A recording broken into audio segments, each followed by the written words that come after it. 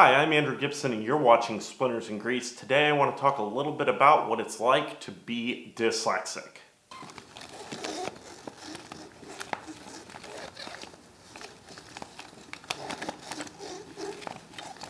As a dyslexic, I have faced some pretty significant challenges in my daily life and learning, school, things like that, especially as they pertain to reading.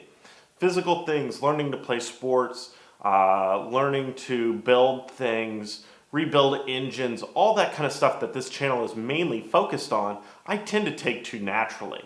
They're just things that make sense for me. I can read things like service manuals, I can watch videos on how to rebuild engines, how to do specific tasks and use my hands, and I really excel at those sorts of things. But reading, especially reading things that aren't related to how to do something very physically, I really struggle with. And I've come up with an analogy, believe it or not, dyslexics are very visual people, that really explains what's happening in my mind and helps me to both understand how it is that I think and make myself a better reader, but also to explain to other people what's happening. So my analogy for what's happening for me as a dyslexic is that my brain is a Rolodex. If you don't know what a Rolodex is, it's basically a little round file that files business cards. Well, my Rolodex, or my brain, is full of pictures, and each one of those pictures represents a word that I've learned to read since I've started learning to read. And everything has a picture associated to it. Whether there's a word for it or not, everything is a picture for me as a dyslexic. What happens as we read is we scroll through our Rolodex and we find the pictures that associate to that word. So the word itself is more of a symbol to us than it is, the thing itself. And so with that symbol that we've read, that combination of symbols that tells us what it is we're looking for, we can scroll to that in our Rolodex, pull that picture out, and set it aside or remember it so that we can figure out what's going on. Because what I'm trying to do in my mind is visualize what it is I'm reading. I'm actually trying to see it to the point that it's almost a movie or maybe like an animation where I'm taking all those pictures of each individual word in a sentence and flipping through them quickly to figure out what the author's trying to say. Well, that's great and wonderful, except we have one problem. The Rolodex is round. It doesn't have a beginning and it doesn't have an end. If our brain was a file cabinet, we would know that we look through the file, the drawer, and there's no picture in it for the word that we're trying to read. Well, we don't have a picture, so we either need to make a picture for it, or we need to just skip it and keep reading until we understand what it is that word is actually telling us. As a dyslexic, my brain isn't a file drawer, it's a Rolodex. And so what happens is I get to a certain word and say the word the, and I know there's no picture for the word the because it's not a thing.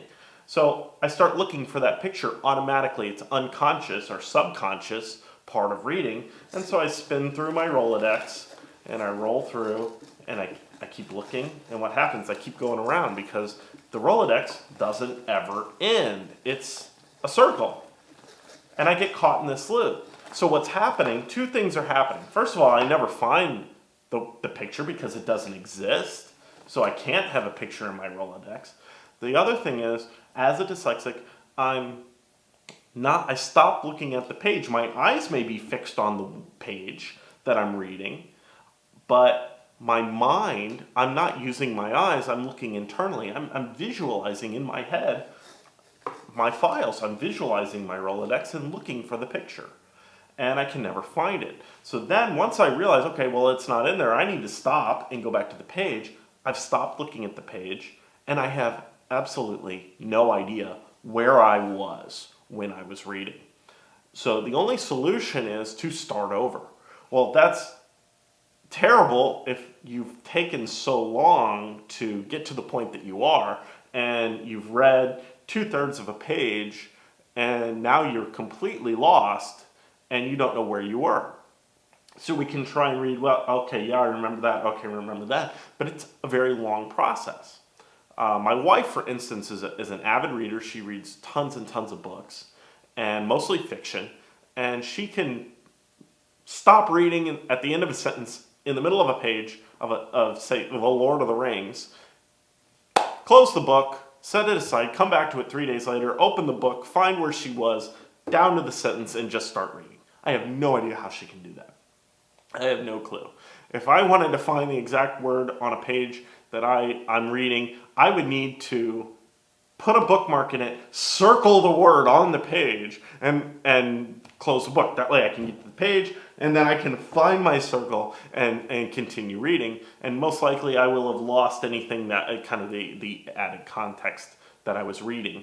Not to mention, reading things that are figurative are very difficult. Like I said earlier, I can read a service manual on how to rebuild an engine, and I find that very enjoyable, oddly satisfying, because I can do it in my mind and I can visualize how that works. Whereas if I sit and read a piece of poetry, it's describing something, but talking about something completely different, and that just doesn't make much sense to me.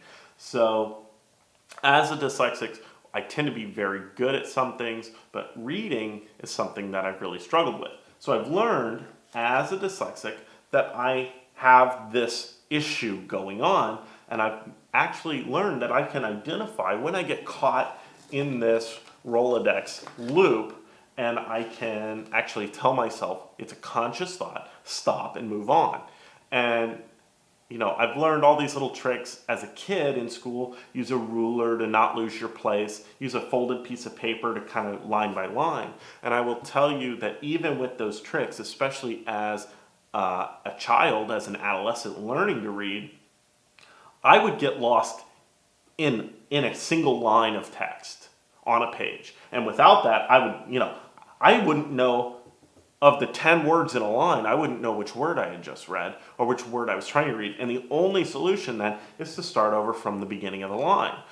Well, sentences don't end on a line. They continue on. So it can turn into a process of reading a line, you get stuck on the same word over and over, you hit an error because you're scrolling through your Rolodex, you get stuck. Finally, you figure out how to get past that word. Eventually you do.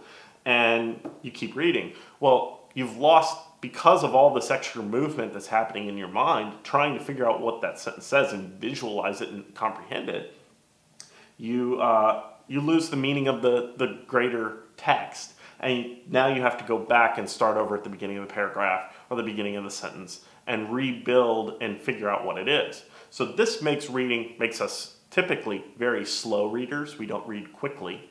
But on the other hand, it makes us great at reading comprehension. So if we're going to read something and we need to know it, we're going to make sure we don't have to read it again. So I learned in college, I would get to my senior year in college, I would have a class, we'd be talking about the same thing that we talked about in freshman year. And I would say, oh yeah, it's just like Dr. So-and-so said in this class. And all my fellow students would look at me and say, how in the world do you remember that from that class? I don't even remember what I ate for breakfast. And I said, I had to read it. And it's just permanently ingrained in my mind. So I could go back and almost play that lecture back over in my mind, or almost have a pictorial memory to the point. Not to the point that I could visualize a page in a book and read it again. I can't do that. But I can remember things. I can remember the pictures that were on that page. And usually I can gain enough clues and enough things to stimulate my mind to bring me back to what that was talking about and remember it. So I would say as dyslexics, we tend to be very good at those sorts of things, but actually sitting down and reading things and comprehending them can be very difficult. But once we do find our way through the text, figure out what it's trying to tell us, and learn it, we've got it. I hope you found this video, if not entertaining, at least a little bit informative. And again, this is just the way that my mind works and the things that I've learned about myself as a dyslexic. Thanks for watching. If you found this video helpful in any way, please hit that like, subscribe, share it to your friends, and we'll see you next time.